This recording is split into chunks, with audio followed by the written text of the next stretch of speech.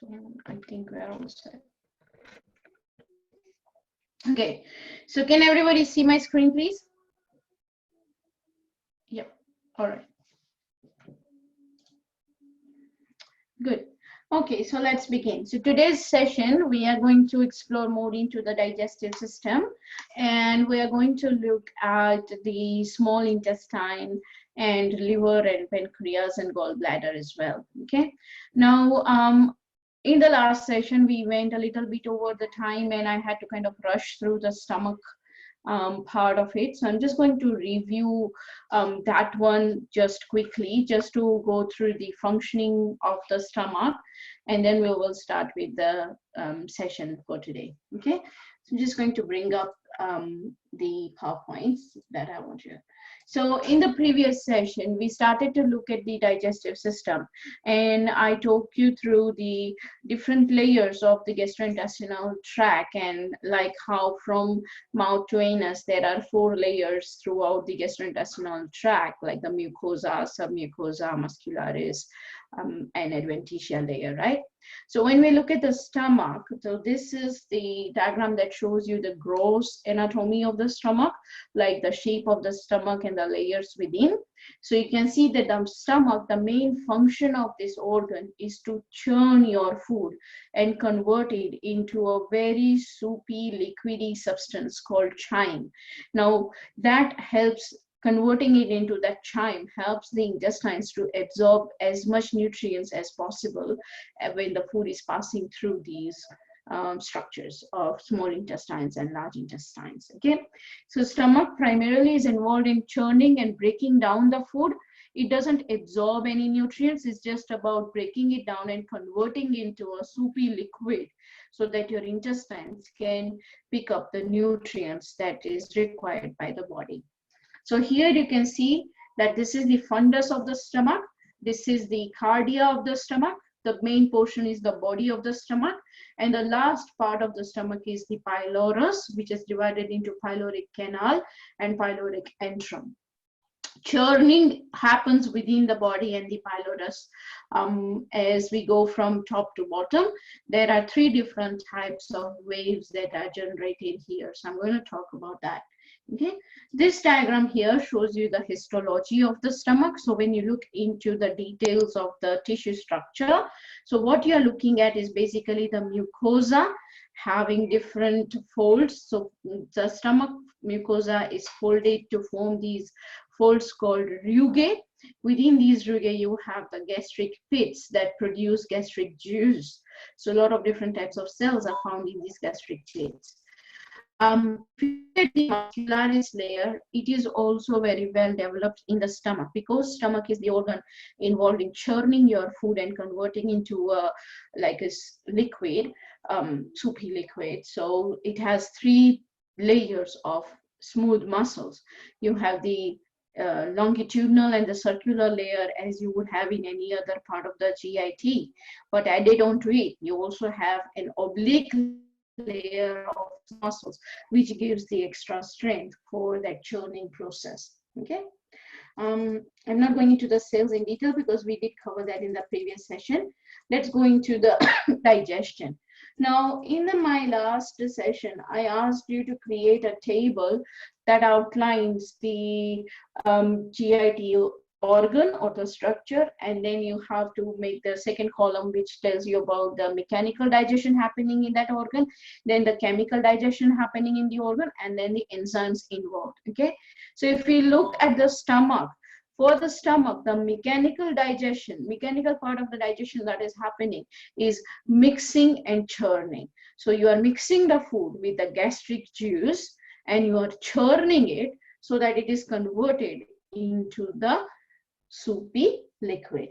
So mechanical digestion of the stomach, mixing of the food, has 3 types of waves. In the pylorus of the stomach, the waves are the most intense. So it's very fast churning. Pylorus is the lower end of the stomach, right? Just before it opens into the duodenum, which is a part of the small intestine. So intense, more strength in these waves. Okay, we have vigorous waves, so quick frequency waves, lot of fast large waves in the body of the stomach. So body of the stomach is like a mixing bowl. So it's mixing the things quickly and churning it, right? In the fundus of the stomach is pretty quiet area, and it is very gentle waves, just squishing waves to push the things down. Okay. From the stomach, the food takes about 2 hours to empty completely into the duodenum. The rate at which it empties is that with each contraction within the stomach, about 3 ml of the chyme, that the soupy liquid that is formed, is pushed into the duodenum. So there will be these churning movements every 15 to 25 seconds in the stomach. They begin in the fundus as a general wave, gentle wave, then become vigorous contracting waves in the body, and then intense forceful waves in the pylorus, and they kind of, the intensity of that waves pushes the food through the pyloric sphincter, or the sphincter between the stomach and the duodenum, and it allows the food to go into the duodenum, the chyme to go into the duodenum. Okay, so that was about the mechanical digestion. Chemically, the chemical digestion that takes place in the stomach is dependent upon the composition of the gastric juice. So as I said earlier, the gastric juice is basically rich in enzymes that digest protein, like the peptides, right? And it also has fat digesting enzymes. So gastric lipase and pepsin and gastrin, these are the enzymes and hormones that work on the food as the food is being churned. So chemical digestion of the stomach is mainly about the digestion of fats and proteins. There is not much digestion of the carbohydrates happening in the stomach. The action of salivary amylase is inhibited, it is suppressed once the food mixes with the hydrochloric acid. Okay, so within the chemical digestion, as far as chemical digestion is concerned, is about breaking the protein into small peptide fragments, and it's also about breaking the triglycerides into smaller forms of diglycerides or monoglycerides. So fat is broken down. Okay, so that is the chemical digestion. So that's what you will put into your table when you complete the table.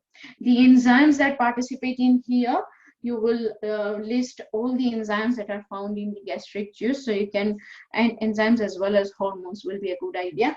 So you can mention hydrochloric acid, pepsinogen, gastrin, gastric lipase, all of that, because they all participate in the chemical digestion. Clear? Okay. Any questions, anybody, from this part of the session for the digestive system?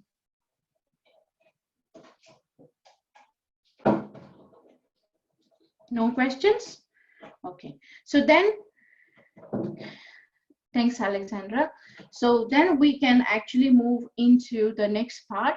Now we're going to look at the accessory structures for digestion.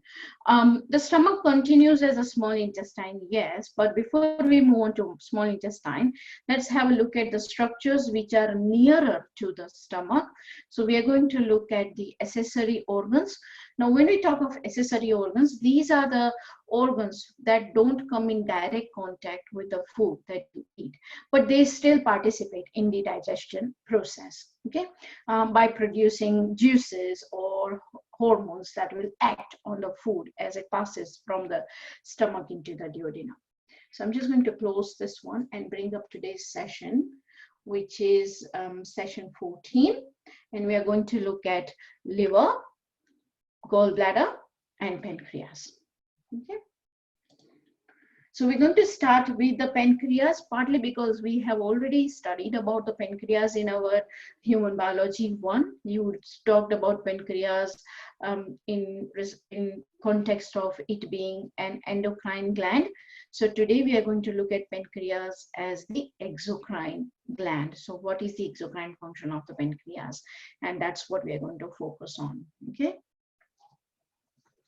So today's session, we are going to look at the histology of the pancreas and the exocrine function of the pancreas. We're also going to look at the biliary tree, that is the ducts that are formed from the liver and the pancreas and how they unite to join and form the common bile duct, which opens into the duodenum of the small intestines. Okay, we are going to look at the liver and gallbladder, their histology, their gross anatomy, and their overall function. Okay, then we will look at the small intestine. We'll see how we go with the time, and I'll try to cover everything.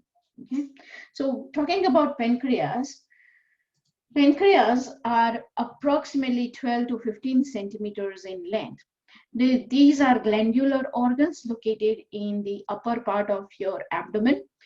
The head of the pancreas, the curved part of the pancreas, so this is the head of the pancreas, it rests within the curvature of the duodenum. So if you look at the comparison of the location, say this is your liver, this is the diaphragm, the respiratory muscle that helps to breathe in and breathe out, right? This is the falciform ligament, which is the extension of your omentums, the greater omentum and lesser omentum. Remember that? So the peritoneum. So this is one of the folds of the peritoneum, which divides the liver into right and left lobe. So pancreas are located in the upper part of the abdomen, more towards the left hand side. So the tail of the pancreas faces the left hand side, and over here at the end of the tail, somewhere there will be the spleen. Spleen is not attached to the pancreas, but anatomically it is the closest structure to the pancreas. Okay, so it is divided. Gross anatomy, the pancreas is a leaf-shaped organ, as you can see in this diagram here.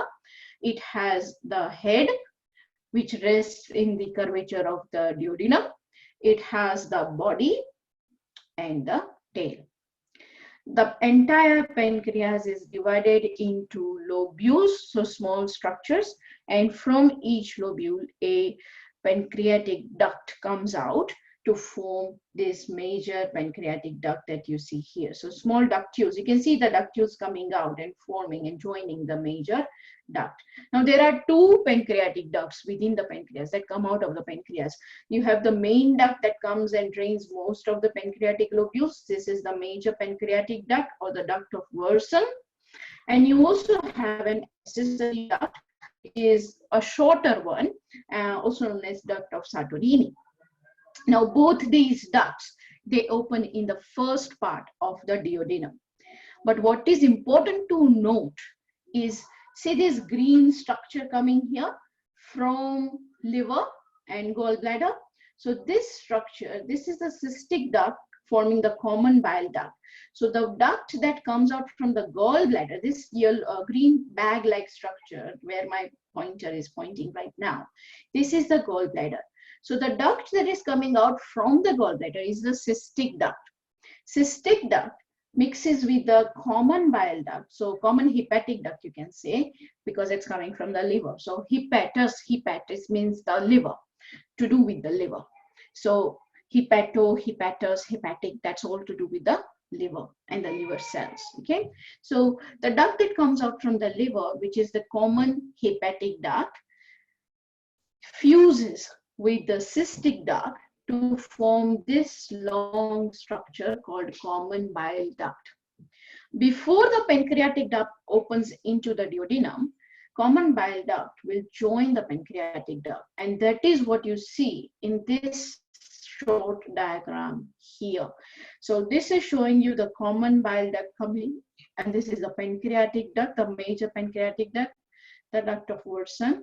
As they open into the duodenum, this is the duodenum, you can see that there is a small dilation. This is called the ampulla, hepatopancreatic ampulla. This region is very important because many times, you know, when somebody has pancreatitis or gallstones, it's quite possible that the stones might travel down the ampulla and they get stuck here. Okay. Or if there is inflammation of the pancreas, then this ampulla part will be obstructed and the bile or the pancreatic juice might not be able to flow into the duodenum. And then that will cause problems like indigestion, pain, inflammation, fever, things like that. Okay, so anyways, this structure that is formed by the hepatic ducts, so ducts from the liver, ducts from the gallbladder, and ducts from the pancreas, this is called a biliary tree. It's called a biliary tree because it carries bile from the liver. Liver is a main organ that produces bile. So the liver cells, they make bile and then they drain it into these ducts so that it is stored in the gallbladder. And when we eat food, the food coming in contact with the lower sphincter, not the lower esophageal sphincter, with the pyloric sphincter, let's put it that way. So the sphincter between the stomach and the duodenum. When the food comes in contact with the sphincter, it kind of sends a signal to your brain to secrete. So gallbladder contracts and secretes bile into the duodenum. So bile with pancreatic juice will already be present in the duodenum before the food enters the duodenum. And that is just a signal to help with the digestion of the food.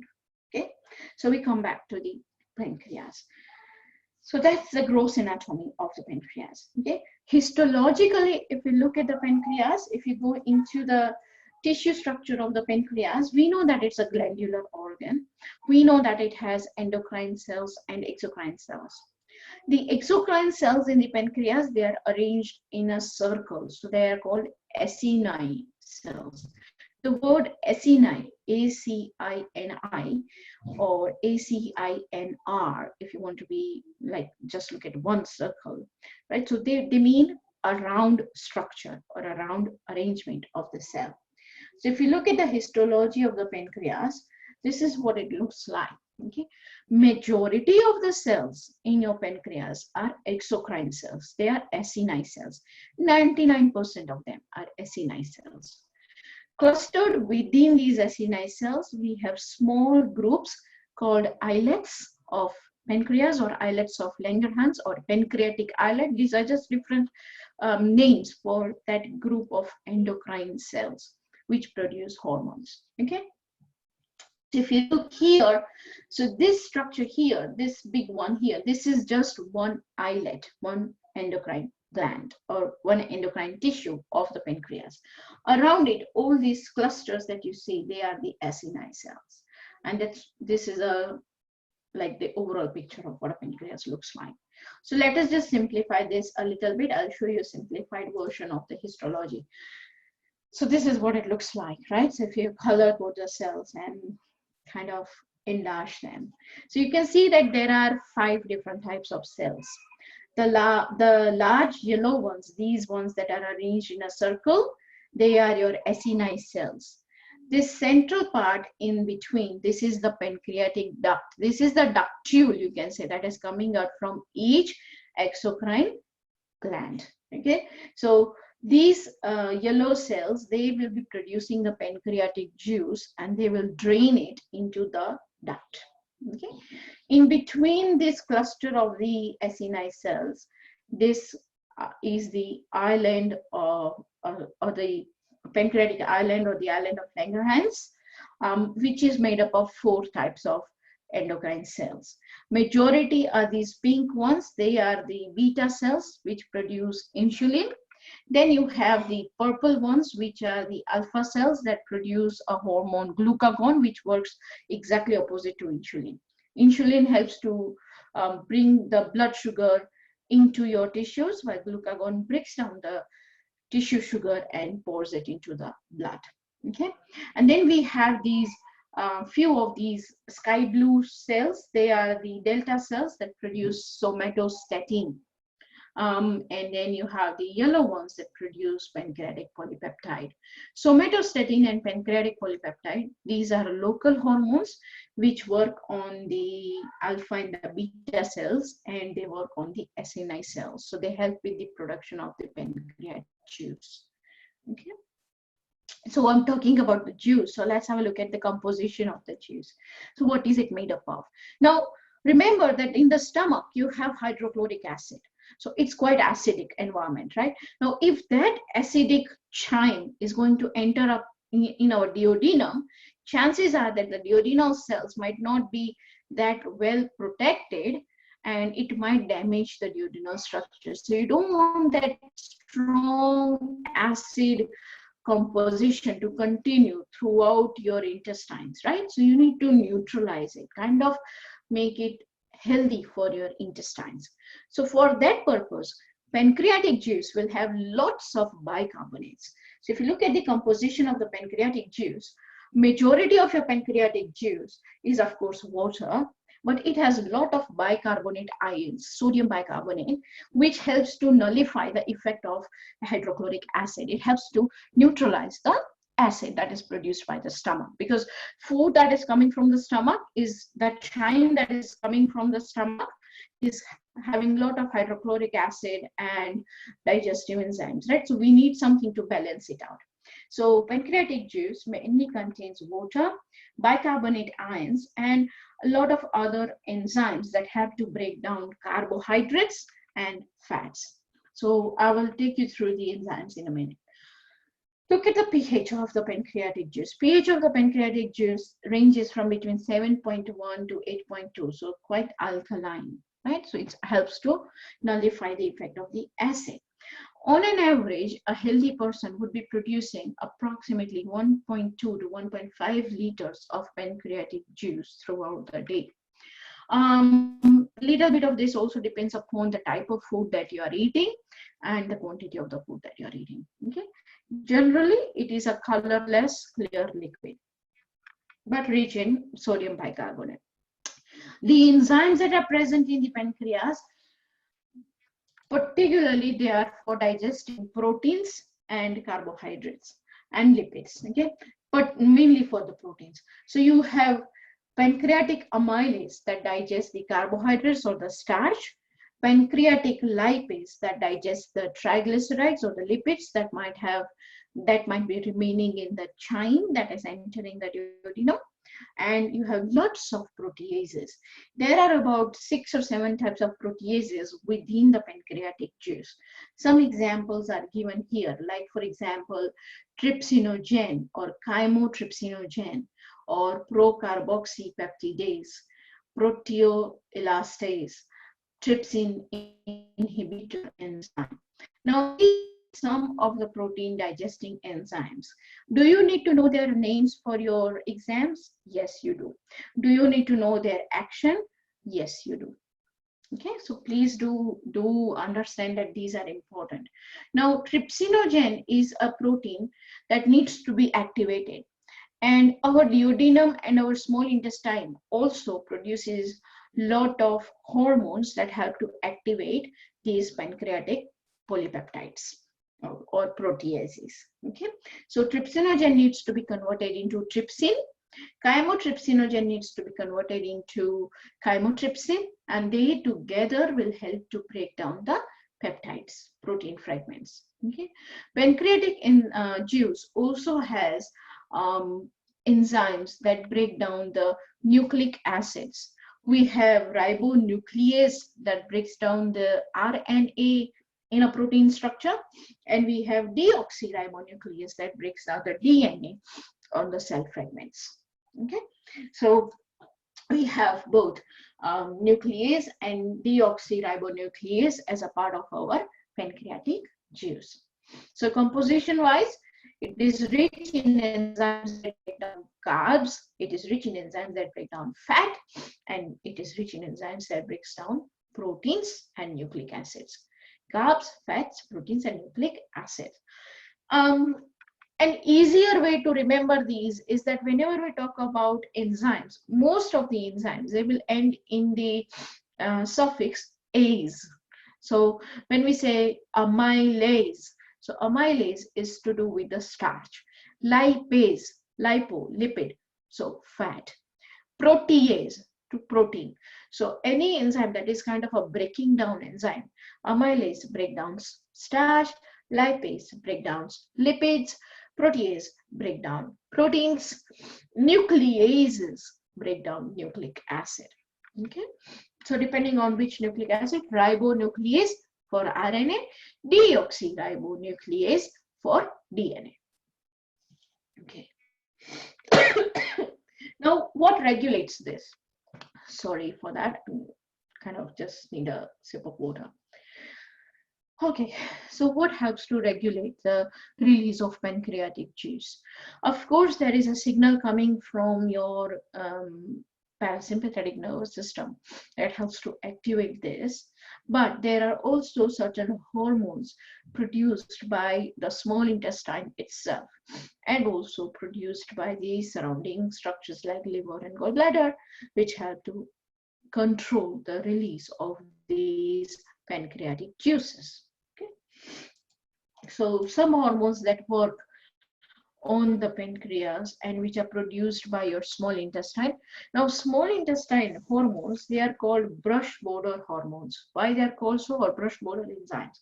The reason for that is because of the structure of the small intestine. Okay, so we'll talk about that when we look at the histology of the small intestine. But the hormones that are produced by the small intestine and that regulate the secretion of pancreatic juice, three primary hormones. Secretin, the word tells you what it does. Secretin secretes or stimulates secretion of pancreatic juice. Okay. Okay. Then we have glucose-dependent insulinotropic peptide, or GIP. It is glucose-dependent insulinotropic. So it works on insulin in response to high glucose levels. I'm just breaking down the words so that you remember the action, So glucose dependent, which means it is the amount of glucose in the blood. Insulinotropic. Now, word tropic means to act upon something like a target, right? So like a growth or something. So insulinotropic. So it works on the insulin. So it is the one that works on the beta cells to secrete insulin. It stimulates the beta cells to release insulin. Okay. Cholecystokinin. This comes from the gallbladder and small intestines, not from the gallbladder, sorry, from the small intestine, but acts on the gallbladder and pancreas. So cholecystokinin stimulates the secretion of pancreatic juice, and it also helps to enhance whatever secretin does. So when secretin is increasing the secretion of pancreatic juice, cholecystokinin is kind of helping with it. It also helps to maintain the normal growth and metabolism within the pancreas. All these three, secretin, GIP, and CCK, they are produced by small intestines. And the regulation comes from parasympathetic nervous system. Okay, so this diagram here kind of highlights the parasympathetic impulse and how it is working. Okay, don't worry about the numbers, but look at the impulses that are going in. One signal is coming from the food that is entering your duodenum, the acidity of the chyme, and as it opens up the lower sphincter, lower esophageal sphincter, or the pyloric sphincter, it's going to initiate the release of brush border enzymes and hormones like secretin and CCK. And parasympathetic nervous system is going to send a signal through vagus nerve to release the pancreatic hormones. Together into the lumen of the duodenum, which in turn gives a positive feedback to secrete more till the chyme continues to come in. As long as chyme is coming in, this signal will continue to increase. There's a positive feedback, you can see. The more chyme comes in, more signals are sent and more secretions are released. Okay, so that's how the pancreas work. Main regulating features for the pancreatic function are the hormones from your small intestines and signals from the parasympathetic nervous system. Clear? Okay, any questions? Right, then we can move on to the next one, which is liver. Now, liver is a very important organ of our body. Second largest organ next to the skin.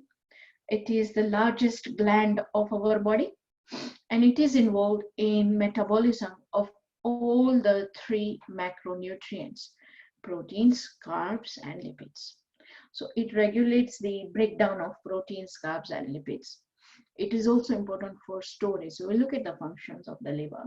And most importantly, liver is detoxifying the blood. So a lot of important functions for the liver. Okay. So where is it located? Liver is located in the right hypochondrium of the stomach. So in the right upper quadrant of the right lung. So between the right lung and the liver, there is the diaphragm. So because of the liver, your right lung is slightly pushed upwards, like one finger space up from the left one. Okay. So I'm just going to bring up the diagram of the liver. Okay. How much it weighs? It weighs approximately 1.4 kilograms, and it's located in your right hypochondrium or the right upper quadrant of your abdomen. Pretty much takes up the entire right upper quadrant of your abdomen. The liver is divided. It is a wedge-shaped organ, so it has this anterior surface. It has an inferior surface. I can't kind of roll it over, but it has the bottom surface is called the inferior surface, and it is divided into two big lobes, the right lobe and the left lobe. Okay, on the inferior surface, we also have four lobes called the quadrate lobes and the caudate lobes. These are functionally the part of the right one. Okay, what divides the liver into two lobes? The falciform ligament, which is a fold of your peritoneum. Okay, so this is the falciform ligament.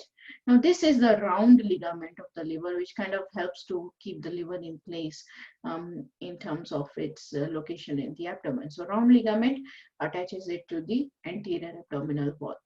Falciform ligament divides it into right and left lobe. Each of this lobe is then divided into smaller fragments or smaller sections called lobules. Okay. Behind it's actually between the two lobes, between the right lobe and the left lobe, squished between these two lobes, just below the right one, there is the gallbladder, like an empty balloon, bag of rubber balloon, kind of that appearance. Okay, and it is connected to the liver through the common bile duct and the cystic duct. Okay, so structurally, liver has the right and the left lobe. The right lobe is a larger one, left lobe is a smaller one. Inferior surface, you also have two more lobes, the quadrate and the caudate lobes. Then you have the round ligament, also known as the ligamentum teres, which connects the liver to the anterior abdominal wall. And you have the right and left coronary ligaments that support the liver to like on the either side. So this is the left coronary ligament, this is the right coronary ligament, and this is a falciform ligament. Above this, you have the diaphragm. So this pink structure that you see, that is the diaphragm. Okay. Gallbladder. The gallbladder, it is a pear-shaped organ. When it's deflated, it looks like an empty rubber balloon, right? But it has three structures. It has the fundus, like the fundus of the stomach, fundus of the gallbladder. It has the body, and it has the neck.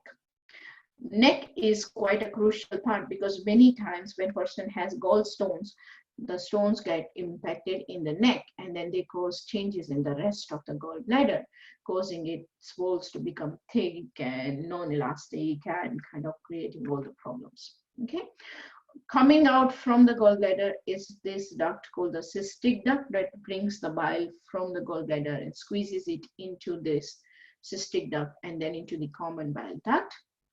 Okay. It is also getting the duct from the liver. So cystic duct unites with the common hepatic duct from the liver. Now we can see that there are two ducts coming out of the liver, one on the right hand side and one on the left hand side. So the one from the left is called the left hepatic duct, one from the right is called the right hepatic duct. And then when they two unite, they form the common hepatic duct. Common hepatic duct and cystic duct together form the common bile duct. Common bile duct will then open into the pancreatic duct at the ampulla of water and before it opens into the duodenum. Okay. Histologically, if you look at liver, let's just go back a little bit.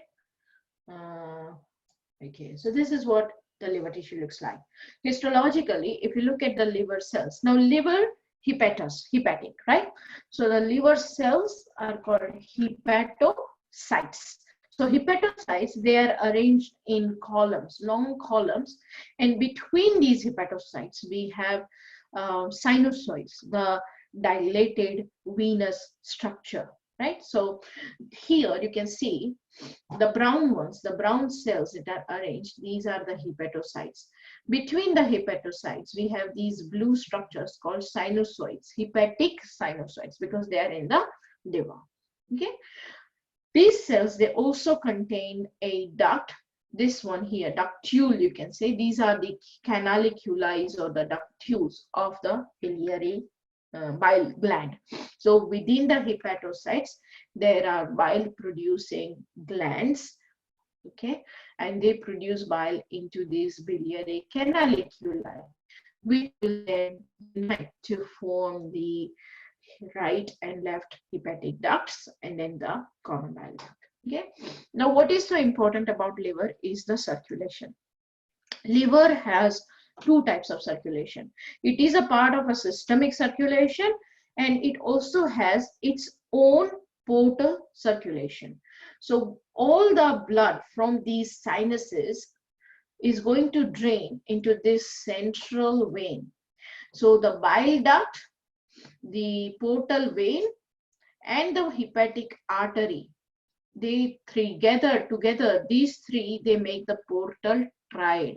So blood flows from the hepatic arteries into the portal veins, passes through these special cells called the Kupffer cells or the stellate cells, which are the part of your lymphatic system. These are the what you call the lymphatic cells, clusters of the lymphatic cells in the liver. So they are kind of your post guards or post what do you call it? Not a postcards, what do you call it? The guards for preventing entry of pathogens into our body, basically. Yeah, so blood that flows from your systemic circulation, when it comes down your descending aorta, from the descending aorta it goes into the hepatic artery, and from that hepatic artery it ends up into the liver. Once it enters into the liver, it passes through the Kupffer cells, gets filtered, passes through the hepatic vein, portal circulation. So blood within the portal circulation circulates within the liver, right? And it's for detoxification and things like that. Ultimately, all of this is going to end up into the central vein. Okay. So here you can see this is the hepatic artery. This is the branch of the hepatic artery going into the liver, and this is the hepatic portal vein, and the branch of the portal vein going into the liver, forming the sinusoid. Within the hepatic sinusoids, you have the Kupffer cells or the stellate artery cells, reticular endothelial cells, which are important macrophages within the liver.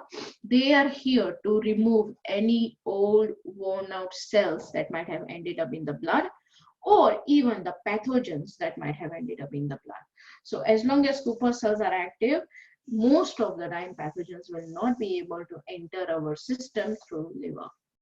Okay, so as long as it's active, it will.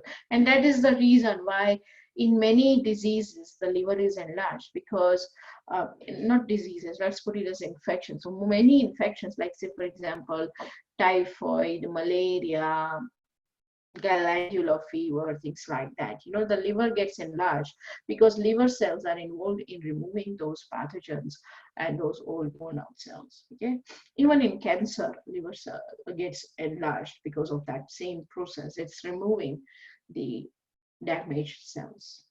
Okay, so main function of these brown cells is to produce bile. The main function of Kupffer cells is to protect the body. So they are the macrophages within the liver. Okay.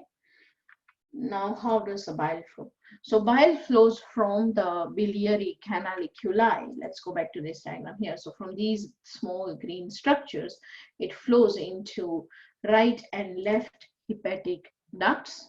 And from there, it forms a common hepatic duct, which then gets the cystic duct from the gallbladder and forms a common bile duct. Okay. Now, the bile from the liver is stored in the gallbladder till it is released. Okay, so if in people in which the gallbladder is removed for whatever reason, like there was inflammation or there was infection or there was gallbladder stones, and the gallbladder had to be removed, they can no longer store bile. So in that case, the bile will be released directly from the hepatic ducts into the common bile duct. Okay. These are accessory structures, so they don't come in direct contact with the food. Okay, gallbladder, histologically quite similar to the rest of the tubular structure of the gastrointestinal tract, right? So it also has mucosa, submucosa, and muscularis layer, and the serosa layer. Serosa layer is basically the peritoneum, visceral peritoneum attached to the gallbladder, protecting the gallbladder. Mucosa is made up of simple columnar epithelium. Muscularis layer has smooth muscle fibers arranged in circular and longitudinal layers. And main function is basically to concentrate the bile, hold the bile, and release it as and when required. Okay, so it helps to absorb water and iron from the bile and make it more concentrated and more active. Okay, right. Now this diagram here takes you through the blood supply through the liver. And as I mentioned, remember that liver has two types of blood supply. It has a systemic circulation and a portal circulation. So in the systemic circulation, you have the hepatic artery. Portal circulation, you have the portal vein. So blood from the hepatic artery goes into the sinusoids, and from there it gets filtered by the Kupffer cells and then ends up into the central vein. Blood from the portal circulation is within the hepatocytes. So blood, as it passes through these hepatocytes, it picks up all the nutrients that are required that the liver might be storing, like for example glycogen, etc., and then they are drained into the hepatic portal vein, and from that into the liver sinusoids. Once into the sinusoids, or the hepatic sinusoids, right? So once into the hepatic sinusoids, they will then drain into the central vein, from that into the hepatic vein, from that into the inferior vena cava, just like any other organ of your abdomen, drains into the inferior vena cava and then into the heart. Okay, but remember that it has two circulations. Now, because of that, whenever there is any pressure increase in the liver, like for example, there is fluid retention in the liver and the liver is enlarged, for example, right? So that's going to increase the pressure in the portal circulation of the liver, the local circulation of the liver. And because that local circulation is connected to the systemic circulation through the central vein, it is ultimately going to affect the systemic blood pressure as well. Okay. Now, bile, just like pancreatic juice, bile is also rich in what do you call alkaline ions. Okay. Produced by your hepatocytes, approximately 800 to 1 liter of bile is produced, 800 ml to 1 liter of bile is produced throughout the day. And like your pancreatic juice, it also has an alkaline pH, so it has bicarbonates in it, and mainly is for neutralizing the effects of HCl further to the pancreatic juice. Okay, it is made up of a lot of enzymes and bile salts. Bile has mainly bile salts and bile pigments and water. Okay, so basically it has water, cholesterol, and lots of ions. Bile salts that are present includes the bicarbonates and the sodium potassium salts that help with the balancing of the acidity of the gastric juice. Okay, bile pigments, bile has bilirubin as a major bile pigment. Now, a lot of this bilirubin comes from the liver directly, and that's why it's called a conjugated bilirubin that forms the bile. But another source of bilirubin, if you remember, is the recycling of the red blood cells. So recycling of the red blood cells may happen in the spleen or the liver. Once they are recycled, the bilirubin from these structures is brought to the liver, where it is used for the storage and formation of the bile. So that is an unconjugated one. So that is the bile that is the bilirubin that is not formed within the liver. Okay, the one that is formed by the liver, it's called direct bilirubin or conjugated bilirubin. That one that comes from the red blood cell breakdown is the unconjugated or the indirect bilirubin. Okay. Just like pancreas, the regulation of the secretion of the bile is also through the parasympathetic system and through the hormones produced by the small intestine, like secretin and cholecystokinin. Okay. All right, so I mentioned this earlier, right, when we were talking about cholecystokinin in the pancreas, that it regulates the bile release as well. So CCK works on both pancreas as well as the gallbladder. So therefore, it's important to be measured when you are suspecting inflammation in any of these structures. So what does the liver do? As I mentioned earlier, liver is an important organ for breakdown or metabolism of all the macromolecules, carbohydrates, proteins, and lipids.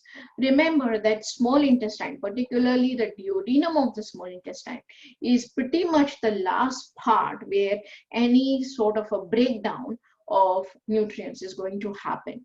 Most of your nutrients will be broken down by the time they pass from the duodenum into the jejunum.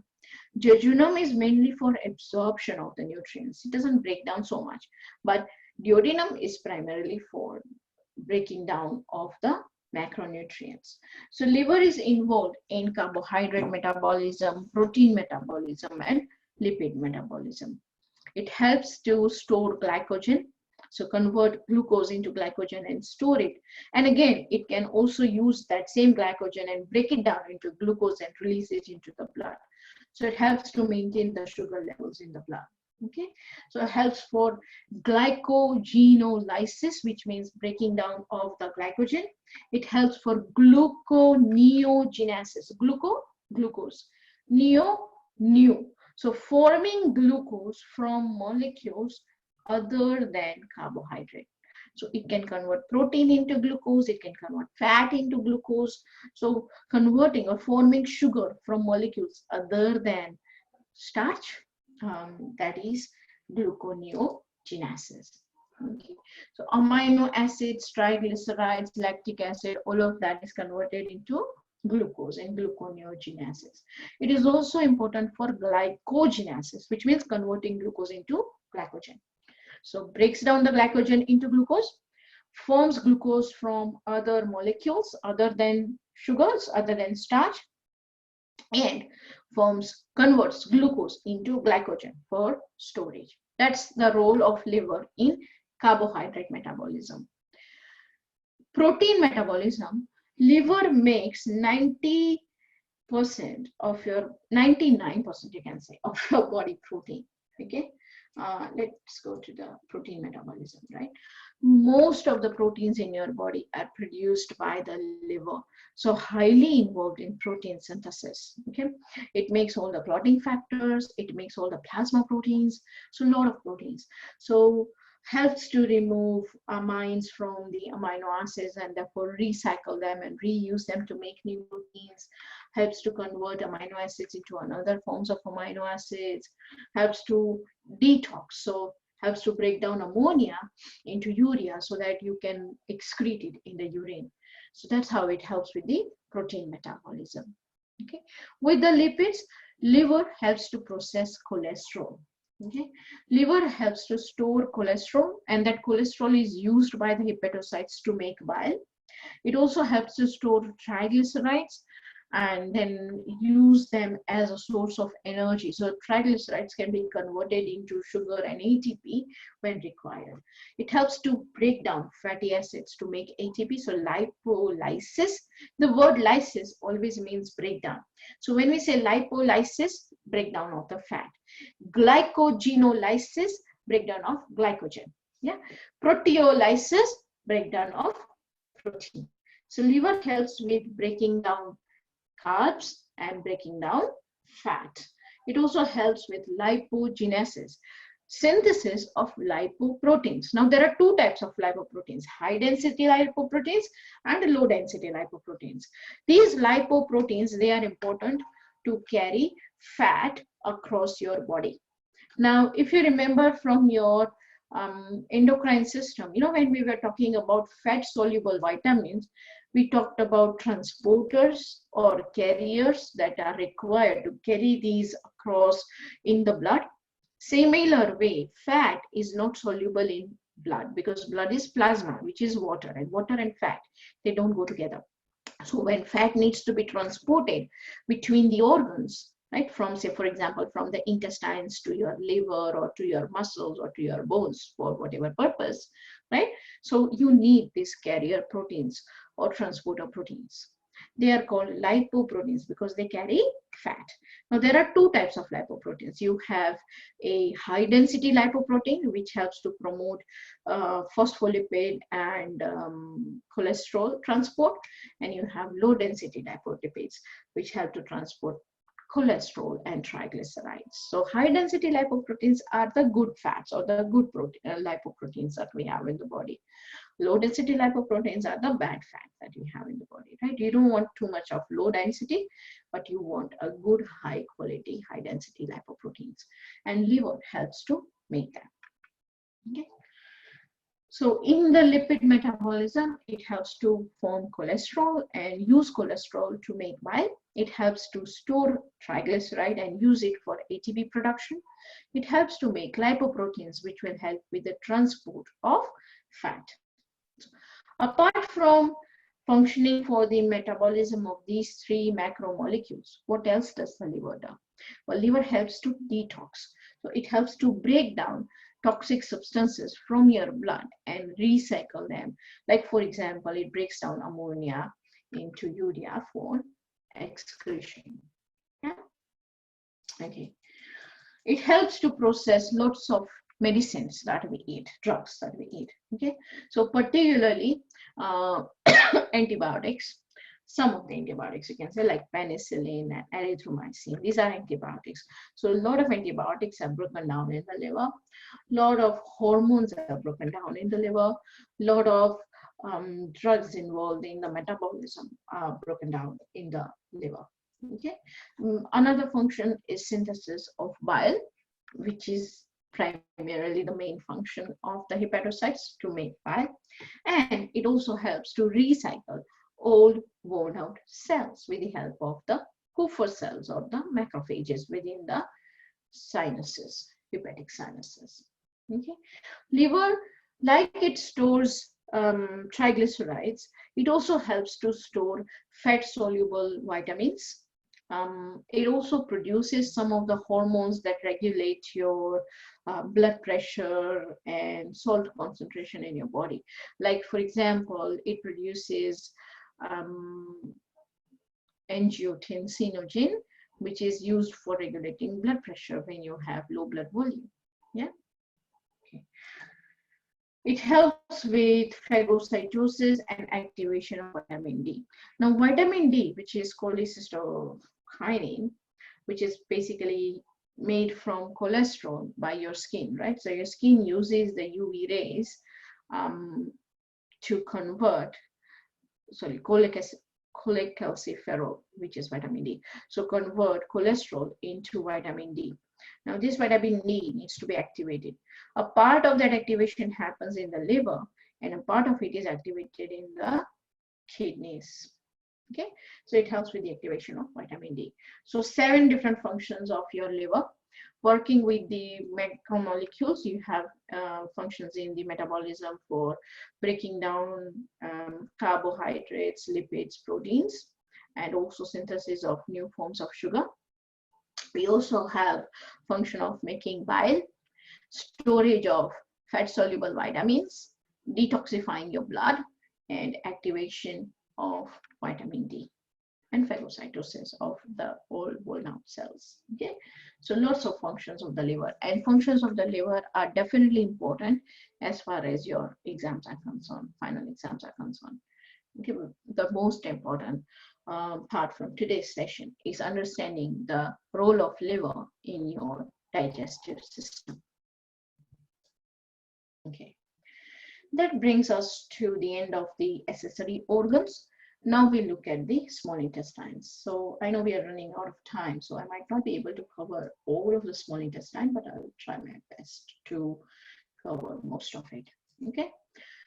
So small intestine, it's approximately 3 centimeters in length, and it is divided into 3 regions. First region is your duodenum. Duodenum is a very small part of your small intestine. The first, you can say, the first 1/3 of your intestine maybe. Okay, so just first part of your intestine is your duodenum, which is like a curve, C-shaped curve continuing from the stomach. Duodenum then converts into jejunum, which is the longest part of the small intestine. And then the last part is the ileum. So duodenum and ileum, they are the smaller portions. Let me just bring it, the structures back. So here you can see, this is the stomach, right? This is your esophagus. This is the stomach. And the stomach continues as this structure called duodenum. Now it's hiding behind the large intestine, but it goes like this. So that is a curved organ like this. That is your duodenum here. And then this coiled structure that you're looking at, this is your jejunum. And then the last part of the jejunum is your ileum here. Okay. So out of that 3 meters of the total length, about 25 centimeter is the duodenum. Most of it is the jejunum. And then the last, say, about 2 meters or so, smallest part of the thing is basically the ileum, not even 2 meters. Okay, so most of it is about 1 meter is the jejunum and about 2 meters is the ileum. So jejunum and ileum, these are important for absorption of nutrients in our body. Okay. Histologically, like your stomach, the walls of your small intestines are also arranged into folds or rugae, right? They, like any other part of your gastrointestinal tract, these also have the 4 layers: mucosa, submucosa, muscularis, and serosa. But look at the structure. So mucosa here in the intestines, of course, has folds, and they have the intestinal glands. These glands will produce the enzymes, brush border enzymes that we talked about, and the hormones. Okay, again, like your stomach, there are different types of cells that are found in here. So these ones, for example, the yellow ones, they are called the Paneth cells. The pink ones, not the pink ones, the blue ones, I would say, they are your enteroendocrine cells. So they are the ones that produce hormones. Then in between these, we will have some big structures called goblet cells that produce mucus to protect the intestinal walls, right? And then the rest of them are the columnar epithelium for absorption. Okay, and you can see there are lots of blood vessels and lymphatics. The green tubes here, they are the lymphatics called lacteals. The red is the capillaries, the arteries, and the blue is the venous part of the capillaries. Okay, so venous capillaries, arterial capillaries, and the lymphatics, they are found within each what you call the structure of the intestine, villi of the intestine. These structures, these pointed features that are formed, they are called villi or the villus of the intestine, and they help with the absorption of the nutrients. So mucosa of your small intestine is covered in a villi, and these villi are supplied by the supporting structures like submucosa, which has all the blood vessels and lymphatics. Muscularis layer is not that well developed, but it is still there. Two layers are still there. You still have the longitudinal and the circular layer of muscles to cause the peristalsis in the intestine. Okay. Digestion wise, mechanical digestion that happens in the small intestines. I'm just going to go to these special features, right? So for the digestion, there is peristalsis happening in the intestines as a mechanical form, and chemically there is digestion of the remaining macromolecules. So we'll talk about that in a minute, but just before that, just a few features which are very specific to the small intestine. The folds. So you have circular folds within the small intestine. They are called plicae circularis, which help with the increasing the surface area for absorption. Same way, you have the villi and the microvilli that also help with the absorption. So if you look at the structure of the small intestine, this here, right? So these folds that you see, they are the plicae circularis. They help with the increasing the number of villi and microvilli on their surface. Okay, taking one of the circular fold or plicae circularis, if you have a closer look, see that how it is made up of all these pointy features. These pointy features, this border, this looks like there are a lot of brushes, small brushing surfaces, right? So it's not smooth border. So each raised surface area, that is a microvilli or pointing out, right? So therefore, because of this appearance, it is called brush border appearance. Okay. Okay. So all three of them, the circular folds, the villi and the microvilli, they are there for increasing the absorption of nutrients. Cells, four types of cells. The common cells, which are the microvilli cells, the squamous columnar, simple columnar epithelium for absorption mainly. Then in between these columnar epitheliums, you have the goblet cells that produce mucus. The blue ones, they are the hormone producing cells that produce the cholecystokinin and the secretin and the GIP. And then the yellow ones, they are the Paneth cells that produce the lysozymes, and they're also important for phagocytosis if required. Okay. So these are the special features of the small intestine. Circular folds called the plicae circularis, the villi, which are the folds, the raised parts of or these bead-like structures. And then looking at a closer look at these bead-like structures, each of that bead-like structure is made up of cells that look like this. On the surface of these cells, you have microvilli, which will help the absorption. So thousands of microvilli are there. Okay. The brush border enzymes produced by the intestines, they include your carbohydrate digesting enzymes like dextrinase, maltase, sucrase, and lactase. Protein digesting enzymes like peptidase and nucleotide digesting enzymes, so nucleic acid digesting enzymes like nucleosidases and phosphatases. Now, at this point, we are just going to remember the names. In my next session, I'll be talking about their action, how they work, and what they do. Does that make sense? Okay. So like your pancreas and your gallbladder and liver, intestines also produce intestinal juice, and that intestinal juice is mainly rich in these brush border enzymes and hormones like secretin, CCKs, and GIPs. Okay, like the pancreatic juice and the bile, the intestinal juice is also slightly alkaline.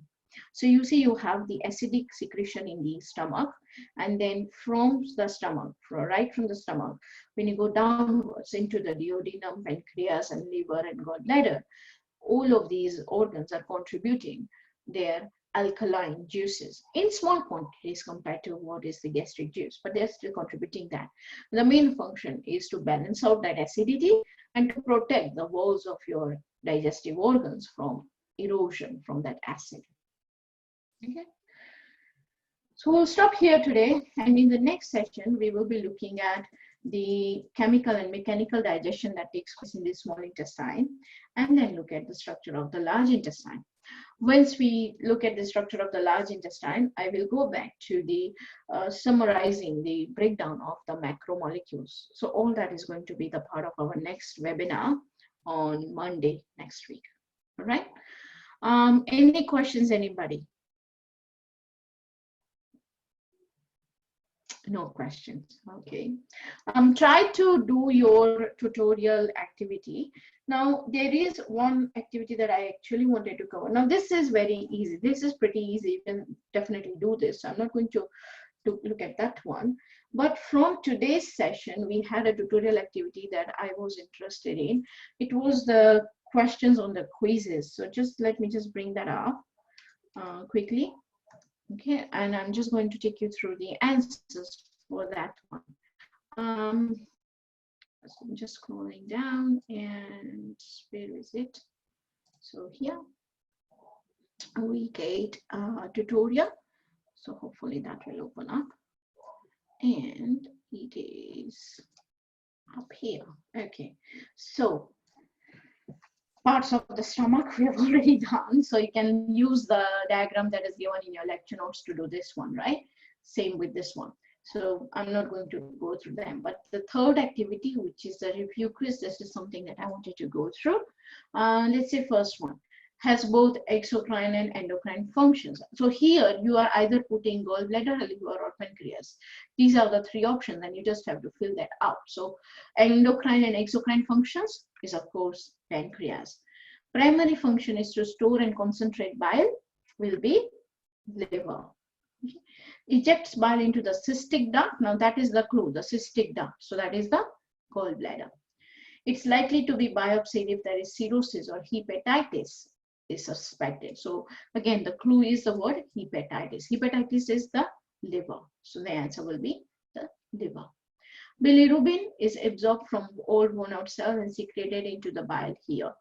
Bilirubin absorbed from the worn out cells occurs in the liver, because liver has these Kupffer cells to break down the red blood cells. Okay.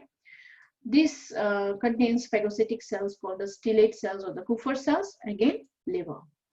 The site for carbohydrate, fat, and protein metabolism, again, liver. This is removed in cholecystectomy.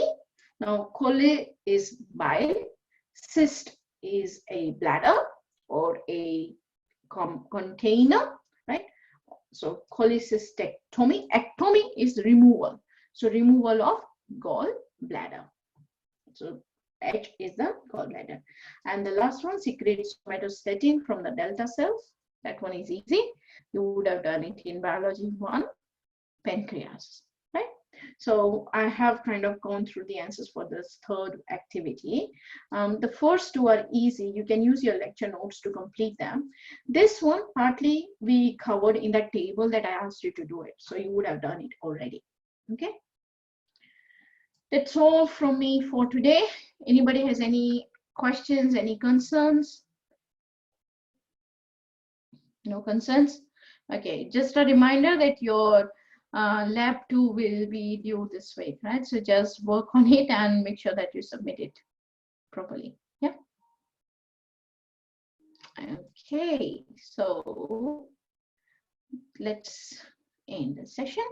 I'm going to stop the recording.